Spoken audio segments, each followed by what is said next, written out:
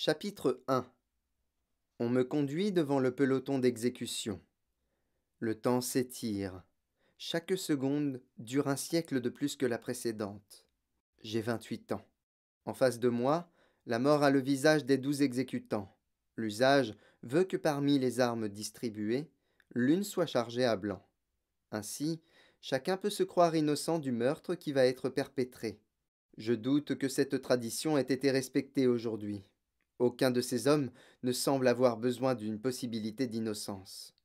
Il y a une vingtaine de minutes, quand j'ai entendu crier mon nom, j'ai su aussitôt ce que cela voulait dire, et je jure que j'ai soupiré de soulagement. Puisqu'on allait me tuer, il ne serait plus nécessaire que je parle. Cela fait 4 mois que je négocie notre survie, 4 mois que je me lance dans des palabres interminables, afin d'ajourner notre assassinat. Qui va défendre les autres otages à présent? Je l'ignore, et cela m'angoisse. Mais une part de moi est réconfortée. Je vais enfin pouvoir me taire. Dans le véhicule qui m'emmenait au monument, j'ai regardé le monde et j'ai commencé à m'apercevoir de sa beauté. Dommage d'avoir acquitté cette splendeur. Dommage surtout d'avoir mis 28 années d'existence à y être à ce point sensible.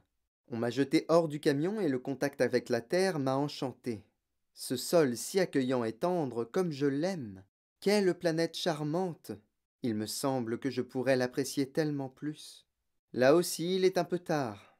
Pour un peu, je me réjouirais à l'idée que mon cadavre y soit abandonné sans sépulture dans quelques minutes. Il est midi. Le soleil dessine une lumière intransigeante. L'air distille des odeurs affolantes de végétation. Je suis jeune et plein de santé. C'est trop bête de mourir. Pas maintenant. Surtout ne pas prononcer de paroles historiques. Je rêve de silence. Le bruit des détonations qui vont me massacrer déplaira à mes oreilles. Dire que j'ai envié à Dostoïevski l'expérience du peloton d'exécution. À mon tour d'éprouver cette révolte de mon être intime. Non, je refuse l'injustice de ma mort. Je demande un instant de plus. Chaque moment est si fort. Rien que de savourer l'écoulement des secondes suffit à ma transe. Les 12 hommes me mettent en joue. Est-ce que je revois ma vie défiler devant moi? La seule chose que je ressens est une révolution extraordinaire. Je suis vivant. Chaque moment est sécable à l'infini.